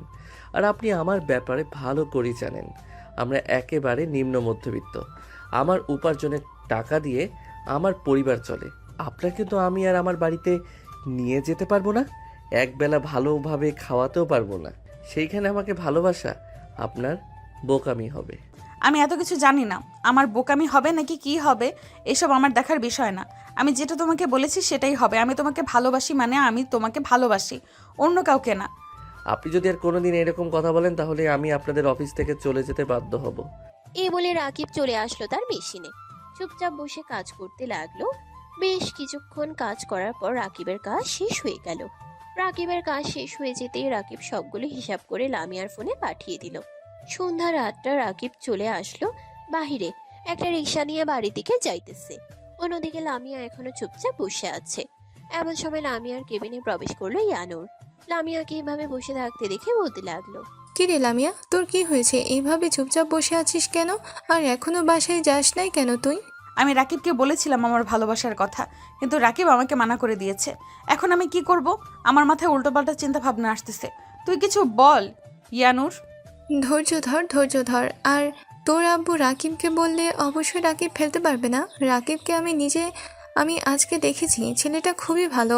কোনো মেয়ের সাথে তেমন বেশি কথাও বলে না। ছেলেটার এইরকম আচরণ আমার কাছে খুবই ভালো লাগছে। তুই এক কাজ কর, তোর আব্বু আম্মুকে বিষয়টা জানা, ওরা বাকিটা দেখে নিবে। আচ্ছা আমি আজকে বাসায় যাই, এরপরে আব্বু আম্মুকে জানাবো। চল তোকে তোদের বাড়ির সামনে নামিয়ে দিয়ে এরপরে আমি ওই দিক দিয়ে ঘুরে বাড়িতে যাব। এই বলে লামিয়া ইয়ানুরকে নিয়ে নিচে চলে আসলো। দুজন গাড়িতে উঠে পড়লো। লামিয়া ড্রাইভ করে চলে আসলো ইয়ানুরদের বাড়ির সামনে। ইয়ানুরকে নামিয়ে দিয়ে তার বাড়ির উদ্দেশ্যে রওনা দিল। বেশ কিছুক্ষণের মধ্যে চলে আসলো তাদের বাসায়। কলিং বেল দিতেই লামিয়ার আম্মু এসে দরজা খুলে দিল। লামিয়া তার আম্মুর সাথে কোনো কথা না বলে সোজা চলে আসলো তার রুমে। ফ্রেশ হয়ে নিচে চলে আসলো। এসে দেখে তার আব্বু আম্মু একসাথে বসে আছে। লামিয়া তাদের দুজনকে একসাথে দেখে বলতে লাগলো, আব্বু আম্মু, তোমাদের সাথে আমার কিছু কথা আছে। আমি একটা ছেলেকে পছন্দ করি, এমনকি ওই ছেলেকেই বিয়ে করতে চাই আমি। এখন তোমাদের একটা কাজ করতে হবে, ওই ছেলেকে এনে দিতে হবে, যেভাবেই হোক, যত টাকাই লাগুক, ওই ছেলেকে এনে দিতে হবে, মানে হবে। লামিয়া, যা করবি ভেবেচিন্তে করিস। ছেলেটাকে এনে দিলে পরে যখন আর ভালো লাগবে না তখন আবার আমাদেরকে বলিস না যেন যে এই ছেলেকে আর ভালো লাগে না আমার। না আব্বু, এরকমটা কখনোই হবে না, আমার উপরে বিশ্বাস রাখতে পারো। এরকমটা কখনোই করব না আমি। মেয়েদের বিয়ে একবারই হয়, যার সাথে হয় তার সাথে মানিয়ে নিয়ে থাকতে হয়, এটা আমি ভালো করেই জানি। আমি ওই ছেলেটাকে ভালোবাসি, ওই ছেলেটাকেই আমার লাগবে, কিন্তু ছেলেটা খুবই গরিব। গরিব তো কি হয়েছে, আমার একমাত্র মেয়ে তুই। আমার যত ধন সম্পত্তি আছে এই সব কিছু তুই যদি বসে বসেও খাস তাহলেও তোর জীবন পার করে দিতে পারে। এটা আমি জানি, কিন্তু সে অবশ্য এইসব নিবে না, কারণ তাকে দেখে ওরকম মনে হয় না সে আমার এই ধন সম্পদ এসে নিতে আসবে। আচ্ছা, ছেলেটার বাড়ির ঠিকানা দিস। আমি আগে ছেলেটার পরিবারের সাথে কথা বলবো, এরপরে ছেলেটার সাথে কথা বলবো। ছেলেটার পরিবার যদি মানে তাহলে ছেলেটা অবশ্যই মানবে। আচ্ছা, আমি ঠিকানা দিয়ে এরপরে তোমাকে দিব। আর ছেলেটাকে তুমি অবশ্যই চিনো, রাকিব হচ্ছে সেই ছেলেটা। মানে তুই রাকিবকে পছন্দ করিস? রাকিবের ব্যাকগ্রাউন্ড সম্পর্কে জানিস নাকি সে ভালো নাকি খারাপ? আপু, সে ভালো নাকি খারাপ এটা আমার জানার দরকার নেই। আমি শুধু এইটুকু জানি যে আমার জন্য পারফেক্ট, মানে সে আমার জন্য পারফেক্ট। আমি তাকেই ভালোবাসবো, এমনকি তাকে নিয়েই ঘর সংসার করব। ঠিক আছে, তুই যেহেতু এত করে বলতেছিস তাহলে তোর কাছে এনে দিব ছেলেটাকে। আমি দেখি 2-3 দিন পর ছেলেটার বাসায় যাব। তুই এই 2-3 দিনের মধ্যে ছেলেটার বাড়ির ঠিকানা আমাকে বলবি। আচ্ছা আব্বু, তাহলে এখন আমি রুমে গেলাম। আর আম্মু, আজকে আমি খাবার খাবো না, বাহির থেকে খাবার খেয়ে এসেছি। এই বলে লামিয়া চলে গেল তার রুমে। অন্যদিকে রাকিব তাদের বাড়িতে এসে দেখে তামিম তার পুরো পরিবার নিয়ে বসে আছে। রাকিবকে আসতে দেখেই তামিম বলতে লাগলো, রাকিব, তোর জন্যই এতক্ষণ অপেক্ষা করছিলাম। আগে যা, ফ্রেশ হয়ে আয়, এরপর কথা বলতেছি সবকিছু। রাকিব কিছু না বুঝে চলে আসলো তার রুমে। ফ্রেশ হয়ে বাইরে এসে সোফায় বসে পড়লো। এমন সময় তামিম রাকিবকে উদ্দেশ্য করে বলল, রাকিব, আমি তোর বোনকে পছন্দ করি। আমি কোনো রিলেশনে যাই নাই তোর বোনের সাথে। আমি ডাইরেক্ট বিয়ে করার জন্য এসেছি। আমার আব্বু আম্মুকে নিয়ে এসেছি। তোর পরিবারের সবাই রাজি আছে। তুই যদি রাজি থাকিস তাহলে আমি কাজে ডেকে নিয়ে আসবো এখন, এমনকি আজকেই বিয়ে হবে। আমার একটা মাত্র বোন ইচ্ছা ছিল অনুষ্ঠান করে বিয়ে দিব। আরও কয়েকটা দিন সময় দে, এরপরে না হয় অনুষ্ঠান করে বিয়ে দেই। রাকিব, অনুষ্ঠান করে বিয়ে দেওয়ার প্রয়োজন কি? অযথা টাকা নষ্ট হবে, আমরা চাই না অযথা টাকা নষ্ট করতে। তুমি তোমার বোনকে আমার ছেলের হাতে তুলে দাও। আশা করি তুমি খুব ভালো করেই জানো আমার ছেলে তোমার বোনকে কখনোই কষ্ট দেবে না। কি রে রাকিবা, তুই কি বলিস? এখন যাবি নাকি আরো কয়েকদিন পরে যাবি? সামনে তো তোর পরীক্ষা, একটু চিন্তা ভাবনা কর। ভাইয়া, তোমরা যেটা ভালো মনে করো সেটাই করো, আমি আর এখানে কি বলবো। তবে আমার একটাই কথা, আমি পড়ালেখা চালিয়ে যেতে চাই। বিয়ের পরেও যদি চালিয়ে নিতে পারেন তাহলে আমি যেতে পারবো, আর যদি না নিতে পারেন তাহলে আমি এখানেই থাকবো। আমি তোমার পড়ালেখা চালিয়ে নিব। তুমি তো বলেছো যে তুমি ডাক্তার হবে, আমি তোমাকে ডাক্তার বানাবো। রাকিব, তুই বন্ধু প্লিজ না করিস না, তোর বোনকে আমার হাতে তুলে দে আজকে। আচ্ছা চল, দুইজন মিলে কাজী ডেকে নিয়ে আসি। আর তোর সাথে আমার কথা আছে, কথা বলতে বলতে এরপরে কাজী অফিসে যাই। রাকিব আর তামিম বাইরে বের হয়ে পড়ল। রাকিব তামিমকে উদ্দেশ্য করে বলতে বলতে যাইতেছে, তামিম, তুই তো জানিস আমার বোনের পড়ালেখা খুবই ভালো। আমি চাইছিলাম তাকে পড়ালেখা করানোর জন্য। তোর পক্ষে যদি সম্ভব না হয় তাহলে তুই আমাকে বলিস, আমি টাকা দিয়ে আমার বোনকে পড়াবো, আর তার যাতে কখনো কোনো কিছুর অভাব না হয়। এটা নিয়ে তুই কোনো চিন্তা করিস না, তোর বোন আমার কাছে খুব সুখেই থাকবে। তুই তো আমাকে চিনিস আমি কেমন, তোর সাথে সেই ছোটবেলা থেকে বড় হয়েছি। আশা করি কোনো দিক থেকে তুই আমাকে কম চিনিস না। রাকিব আর তামিম এইসব কথাবার্তা বলতেছে। বেশ কিছুক্ষণ এইসব কথা বলে দুজন চলে আসলো কাজী অফিসে।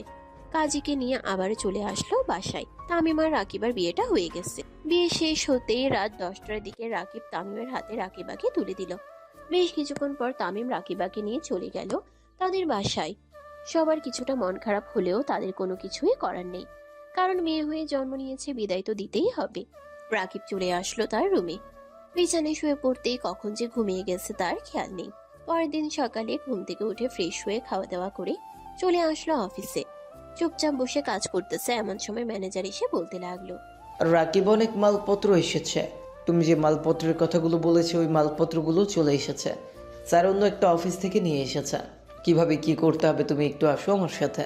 জি স্যার, চলেন যাই তাহলে। রাকিব ম্যানেজারের সাথে সবগুলো মাল ভিতরে নিয়ে আসলো। একটার পর একটা দেখে মালগুলো সাজিয়ে রাখতেছে। বেশ কিছুক্ষণের মধ্যে সকল মাল সাজিয়ে রেখে দিল। মালগুলো সাজানো শেষ হতেই রাকিব বলতে লাগলো, স্যার, এখন এই অফিসে পুরনো কিছু দক্ষ লোক নিয়ে আসেন যারা প্রোডাকশন বেশি দিতে পারে। প্রত্যেক দিন 400 থেকে 500 প্রোডাকশন দিতে পারে, তাদেরকে নিয়ে আসেন। তাদেরকে নিয়ে আমি একটা টিম বানাবো। এরপরে কাজগুলো কমপ্লিট করে ফেলবো আমরা সবাই মিলে। আচ্ছা, আমি সবাইকে ডেকে নিয়ে আসতেছে, তুমি এই দিকের কাজগুলো কমপ্লিট করো। ম্যানেজার চলে গেল সবাইকে ডেকে নিয়ে আসার জন্য। এদিকে লামিয়া রাকিবের পাশে এসে দাঁড়িয়ে আছে। রাকিব চুপচাপ তার কাজ করতেছে। এমন সময় লামিয়া বলতে লাগলো, রাকিব, তোমার বাসার ঠিকানাটা দাও তো একটু। হঠাৎ আমার বাড়ির ঠিকানা চাইতেছেন কেন? আমার বাড়িতে গিয়ে কি করবেন? আমার বাড়িতে কোনো কিছুই নেই। আর ম্যাডাম, আপনি এমন কিছু করবেন না আশা করি যেটার কারণে আপনার নিজের বিপদ হয়। আমার বিপদ হবে নাকি আমার বিপদ হবে না এটা তোমার জানতে হবে না। তোমাকে যেটা বলেছি সেটাই করো। তুমি ঠিকানা দাও। রাকিব ঠিকানা দিয়ে দিল। এদিকে লামিয়া ঠিকানাটা তার আব্বুকে পাঠিয়ে দিল। ঠিকানাটা পাঠিয়ে দেওয়ার পর লামিয়া রাকিবকে কাজে সাহায্য করতেছে। বেশ কিছুক্ষণ সাহায্য করার পর রাকিব তার দল গঠন করে কাজে লেগে পড়ল। আজকে সারাদিন কাজ শেষ করে কিছু মাল স্টক করে রেখে দিল। রাতে রাকিব বাসায় আসতেই রাকিবের আব্বু বলতে লাগলো, রাকিব, আজকে তোর অফিসের বস এসছিল আমাদের বাসায়। আমার অফিসের বস? উনি তো আমাদের বাড়ির ঠিকানা জানে না, তাহলে এখানে আসবে কি করে? তোমার মনে হয় ভুল হচ্ছে। আমার ভুল হয় নাই, তুই ওনার মেয়ের সাথে কাজ করিস। ওনার মেয়ের নাম হচ্ছে লামিয়া। হ্যাঁ, এটা তো ঠিক আছে, কিন্তু আমাদের বাসায় হঠাৎ কেন এসেছিল? ওনার তো আমাদের বাসায় কোনো কাজ নেই। আসলে তার মেয়ের বিয়ের প্রস্তাব নিয়ে এসেছিল। এখন আমার কিছু কথা আছে, এই কথাগুলো মানতে পারবি তুই? আমি জানি তুমি কি বলবে। আচ্ছা, আমি ফ্রেশ হয়ে আসি, এরপর তোমার সব কথা শুনবো। রাকিব চলে আসলো তার রুমে। ফ্রেশ হয়ে নিচে এসে খাওয়া দাওয়া করে বসে আছে। এমন সময় রাকিবের আব্বু বলতে লাগলো, রাকিব, মেয়েটা তোকে পছন্দ করে। মেয়েটার বাবা আমার কাছে অনেক আকুতি মিনতি করেছে। তুই রাজি হয়ে যা বাবা। তুই তো চাকরি করিস, আমাদেরকে খাবার খরচ দিতে হবে না। তুই মেয়েটার খরচ চালাস তাহলেই হবে। আমি আয় রোজগার করে কোনো রকম চালিয়ে যেতে পারবো। এটা আবার কেমন কথা বলো আব্বু? ওই মেয়ের কারণে তোমাদেরকে আমি পর করে দিব? এটা কখনোই না। যদি ওই মেয়ে থাকতে পারে তোমাদের সাথে তাহলে থাকবে, এছাড়া আমি ওই মেয়েকে রাখবো না। আর বড়লোক হয়েছে তো কি হয়েছে, গরিব পরিবারে বিয়ে হলে আমি যেভাবে রাখবো সেভাবেই চলতে হবে তার। তোমরাও আমার সাথে খাওয়া দাওয়া করবে, অন্য কারোর সাথে না। আচ্ছা, আমি তাহলে লামিয়ার আব্বুকে বলে দিই তুই রাজি হয়ে গেছিস। আচ্ছা, এটা তুমি বলে দাও। আর ওরা যেভাবে চাইবে সেভাবেই না হয় বিয়েটা হবে। হ্যাঁ, আমিও এটাই চিন্তা ভাবনা করেছি। তারা যেইভাবে চাইবে সেভাবেই হবে। এই বলে রাকিব চলে গেল তার রুমে। বিছানার উপরে বসে আছে। এমন সময় তার ফোনটা বেজে উঠল। তাকিয়ে দেখে লামিয়া কল দিয়েছে। কলটা রিসিভ করতেই ওই পাশ থেকে লামিয়া বলতে লাগলো, রাকিব, আব্বু তোমাদের বাসায় গিয়েছিল, তোমার আব্বু আম্মুর সাথে কথা বলে এসেছে। এখন তুমি রাজি হয়েছো তো? হ্যাঁ, রাজি হয়েছি। তবে একটা কথা, আপনি বড়লোক বলে এই না যে আপনার সকল ভরণ পোষণের দায়িত্ব আমি নিতে পারবো। আমার যতটুকু ইনকাম আমি ততটুকুর মধ্যে আমার পুরো ফ্যামিলি চালিয়ে যাব। এখন যদি আপনি থাকতে পারেন থাকবেন, আর না থাকতে পারলে দরজা খোলা থাকবে, বিদায় হবেন। আমি কি একবারও বলেছি যে আমার পুরো টাকা লাগবে? তুমি যত টাকা ইনকাম করো এটা দিয়েই পুরো সংসার চালানো যাবে। এত চিন্তা করো না। আমি গাড়ি করে চলাচল করি বলে এই না যে আমি রিক্সা দিয়ে চলাচল করতে পারবো না। আমার রিক্সা দিয়ে চলাচল করতে অভ্যাস আছে, আর আমি রিক্সা দিয়ে চলাচল করতে পারবো। তোমার সাথে আমিও কাজ করব, আমিও বেতন পাবো। 4 জনের সংসার খুব ভালোভাবেই চলে যাবে। লামিয়া এইসব কথা বলতেছে। বেশ কিছুক্ষণ এইসব কথা বলা শেষ করে রাকিব আর লামিয়া ঘুমের দেশে পাড়ি জমালো। পরের দিন রাকিব আবারও কাজ করতে চলে আসলো অফিসে। অন্যদিকে লামিয়ার আব্বু রাকিবদের বাসায় চলে আসলো। রাকিবের আব্বুকে উদ্দেশ্য করে বলতে লাগলো, ভাই সাহেব, রাকিব তো রাজি হয়ে গেছে। এখন কিভাবে কি করবেন? বিয়েটা কিভাবে দিবেন? অনুষ্ঠান করে দিবেন নাকি অনুষ্ঠান ছাড়া? রাকিব বলেছে আপনাদের যেইভাবে সুবিধা হয় সেইভাবেই করার জন্য। এতে রাকিবের কোনো আপত্তি নেই। এখন আপনারা কিভাবে বিয়ে দিতে চান এটা বলেন। আচ্ছা, আমি লামিয়ার সাথে কথা বলে দেখি লামিয়া কি বলে। আর আমার মেয়ে যেহেতু এই বাড়িতে থাকবে, আমি আপনাদের পুরো বাড়ি সাজিয়ে দিব। যা কিছু লাগে সবকিছু দিয়ে আমি এক্ষুনি সবকিছু অর্ডার করে দিচ্ছি। এটা করলে আপনি অনেক বড় ভুল করবেন, কারণ রাকিব এইসব কোনো কিছুই চাই নাই। আপনার কাছে। সে যখন চাইবে তখন আপনি দিয়েন, আর এখন যদি দেন তাহলে সে তার মতো ঘুরিয়ে ফেলবে, কারণ সে এই রকম কিছু চাই নাই আপনার কাছে, আর আমাকেও বলে নাই। আমাদের যা কিছু আছে ততটুকু দিয়ে চলে যাবে। আচ্ছা, রাকিব যেহেতু চায় নাই, তাহলে আমি আর দিব না। রাকিব যেদিন চাইবে ওই দিন দিব। লামিয়ার আব্বু এইসব কথা বলে চলে আসলো বাইরে। পকেট থেকে ফোনটা বের করে ফোন দিল লামিয়াকে। বেশ কিছুক্ষণ পর লামিয়া কলটা রিসিভ করলো। কলটা রিসিভ করতেই লামিয়ার আব্বু বলতে লাগলো, লামিয়া, তোদের বিয়েটা কিভাবে হবে তুই একটু বল। অনুষ্ঠান করে করবি নাকি অনুষ্ঠান ছাড়া? রাকিবের আব্বু বলতেছে যে আমরা যেভাবে চাইবো সেভাবেই হবে। অনুষ্ঠান করার কোনো প্রয়োজন নেই, কারণ রাকিব মধ্যবিত্ত আর তার এত টাকাও নেই যে সে অনুষ্ঠান করে বিয়ে করবে আমাকে। ও আচ্ছা, তাহলে এখন তুই কিভাবে বিয়ে করবি? শুধু কাজী ডেকে বিয়ে করে ফেলবি নাকি? এটাই করতে হবে, যেহেতু রাকিব রাজি হয়ে গেছে তাহলে আজকেই সবকিছু কমপ্লিট করা যাক। আর দেরি করা লাগবে না। আর এখন থেকে আমি তোমার অফিসে কাজ করব, মানে আমিও তোমার অফিসের কর্মী, তুমি শুধু অফিসের বস। আমাকেও বেতন দিতে হবে এখন থেকে। তোকে আবার বেতন দিব কেন? যা কিছু আছে সবকিছু তো তোর। তোরা যেভাবে ইচ্ছা সেভাবে চালাতে পারবি। এখন থেকে আমি আর এটা দায়িত্বে নাই। এটার দায়িত্ব রাকিব নিবে না, কারণ সে এই অফিসে চাকরি করে। সে আমাকে অনেক কিছু বলেছে, এগুলো তোমার না জানলেও চলবে। তোমাকে যেটা বলেছি সেটাই করো, সেটাই হবে। তোমরা যতদিন বেঁচে আছো ততদিন এই অফিসে তোমাদের ততদিন আমি আর রাকিব কাজ করে যাব। আচ্ছা, তাহলে তোরা সন্ধ্যার দিকে চলে আসিস। আমি এই দিক দিয়ে সবকিছু রেডি করে রাখতেছি। তোরা সন্ধ্যায় চলে আসলে তোদের বিয়ে দিয়ে দিব। লামিয়া তার আব্বুর সাথে আরো 2-3 মিনিট কথা বলে ফোনটা কেটে দিল। দুপুরে লাঞ্চের সময় লামিয়া চলে আসলো রাকিবের কাছে। এসে দেখে রাকিব কাজ শেষ করে বসে আছে।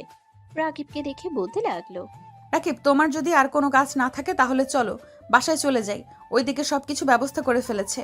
আব্বু ফোন দিয়ে বলেছে আমরা বাড়িতে গেলেই কাজী নিয়ে আসবে, এরপরে বিয়ে হবে আমাদের। ও আচ্ছা, ওইদিকে সকল কিছু ব্যবস্থা হয়ে গেছে। আমি তো ভেবেছিলাম আরও সময় লাগবে। আচ্ছা, আপনি সব কিছু গুছিয়ে নেন। আমি আমার বোনকে ফোন দিয়ে বলতেছি বাসায় যাওয়ার জন্য। আমার বন্ধু বান্ধব আছে, তাদেরকেও বলতেছি। এই বলে রাকিব তার বন্ধু বান্ধব এবং তার বোনকে ফোন দিয়ে বলে দিল তাদের বাসায় যাওয়ার জন্য। রাকিব লামিয়াকে নিয়ে বিকাল 3টার দিকে চলে আসলো বাসায়। ফ্রেশ হয়ে হালকা পাতলা খাওয়া দাওয়া করে বসে আছে, এমন সময় তামিম বলতে লাগলো, রাকিব, তোর বোনকে আমার বাড়িতে নিয়ে গেলাম, বেশি দিন হয় নাই।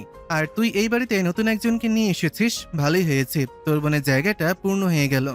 আমার জায়গা আমারই থাকবে ভাইয়া। আমার জায়গা কখনোই কাউকে দিবে না, তাই না ভাইয়া? হ্যাঁ, বোনের জায়গা কখনো কাউকে দেওয়া যায় নাকি? কখনো কাউকে দেওয়া যায় না। সবাই টুকটাক কথা বলতেছে। টুকটাক কথা বলতে বলতেই সন্ধ্যা হয়ে আসলো।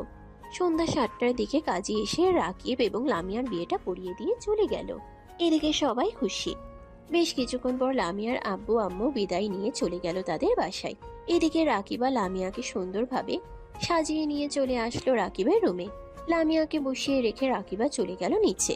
বেশ কিছুক্ষণ পর রাকিব রুমের ভিতরে প্রবেশ করলো। দরজাটা ভালোভাবে লাগিয়ে দিয়ে লামিয়ার কাছে আসতেই লামিয়া খাট থেকে নেমে রাকিবের পা ধরে সালাম করলো। এদিকে রাকিব লামিয়াকে আস্তে করে তার বুকের সাথে জড়িয়ে নিল। বেশ কিছুক্ষণ এইভাবে যাওয়ার পর লামিয়া রাকিবকে ছেড়ে দিয়ে দুইজনে চলে আসলো এক সাইডে। 2 রাকাত নফল নামাজ আদায় করে আবারও খাটে এসে বসে পড়লো। বেশ কিছুক্ষণ বসে থাকার পর লামিয়া বলতে লাগলো, এইভাবে চুপ করে থাকবে নাকি কিছু বলবেন? কি বলবো কিছুই মাথায় আসতেছে না। আপনি কিছু বলেন বা কিছু করেন। তোমার কিছু করতে হবে না আর বলতেও হবে না, আমি যা করার সবকিছু করতেছি। এই বলে লামিয়া রাকিবের উপরে ঝাঁপিয়ে পড়ল। রাকিবের ঠোঁটে, মুখে, গালে, বুকে সব জায়গায় কিস করতে লাগলো। বেশ কিছুক্ষণ এইভাবে যাওয়ার পর রাকিব আর নিজেকে কন্ট্রোল করতে না পেরে লামিয়ার সাথে রেসপন্স করতে লাগলো।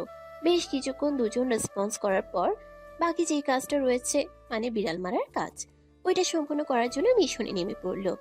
তারা মিশন কমপ্লিট করতে থাকুক, আমরা তাহলে এখন বিদায় নেই। সবাই ভালো থাকবেন, সুস্থ থাকবেন। গল্পটা এই পর্যন্তই। আল্লাহ হাফেজ। সমাপ্ত।